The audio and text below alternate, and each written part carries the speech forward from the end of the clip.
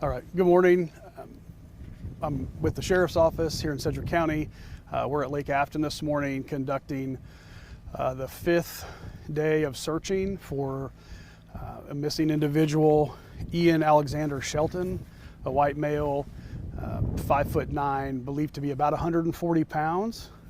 Our information so far has led us to believe that he was last seen at the bait shop right up here in the background at 2:12 in the morning on December 3rd. We have spent several days out here at the lake conducting various searches along the way. We've developed other information in some interviews that we've conducted that lead us to believe that this is the last place that we have witnesses that say he was alive. The one at the bait shop was on camera. We have not been able to find any other information to show anything different past that. That was 2:12 a.m. as I said. We have nothing further. We do have other information and evidence that we have gathered that would support him being here at the lake at some point on the 3rd. We do not know though where he goes after that. No one has seen him.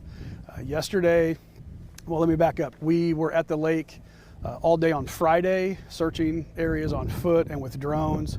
We were out again on Saturday on foot with drones. We came back out on Sunday doing the same thing. Yesterday, we didn't do any searching at the lake. We distributed this flyer that we also sent to the media to every residence between 31st Street South and 55th Street South, between 231st Street West and 263rd Street West. The flyer is basically asking for landowners assistance in searching any structures that they have that could have provided Ian shelter during the inclement weather. The flyer does say that we believe Ian is endangered. That's basically based on the fact that we feel like he was having some type of mental health crisis and that he was not dressed for the weather in any way, shape, or form. He had a hoodie on, a t-shirt, jeans, and shoes. So we know that the temperature the night of the 3rd got down into the 20s.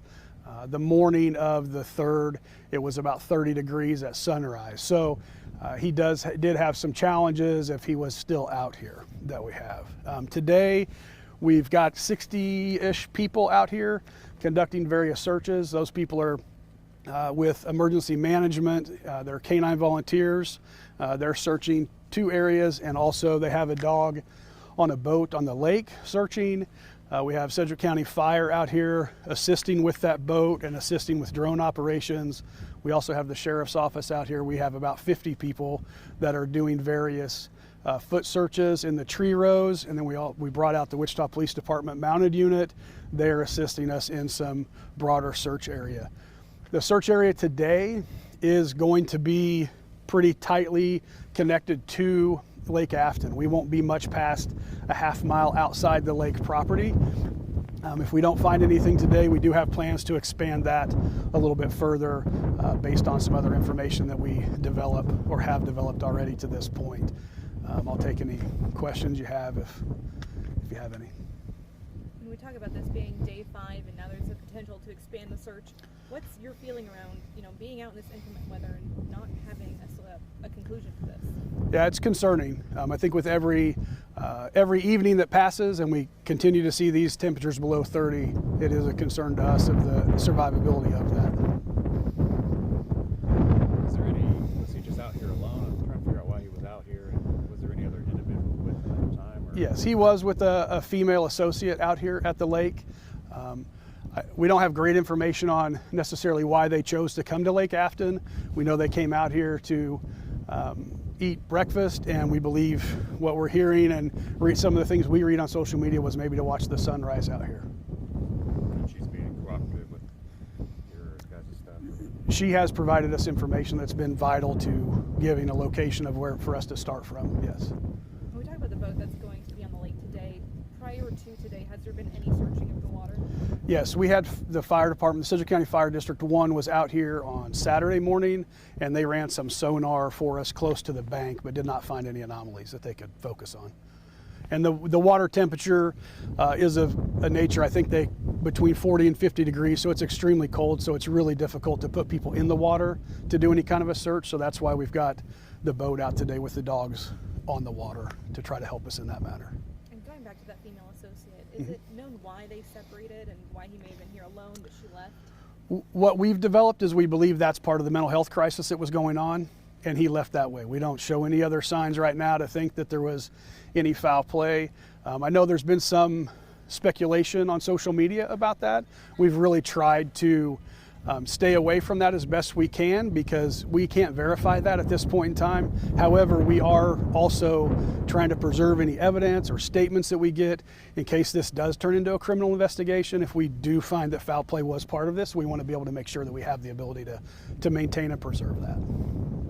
Was the dogs be able to pick up his scent over there? Or?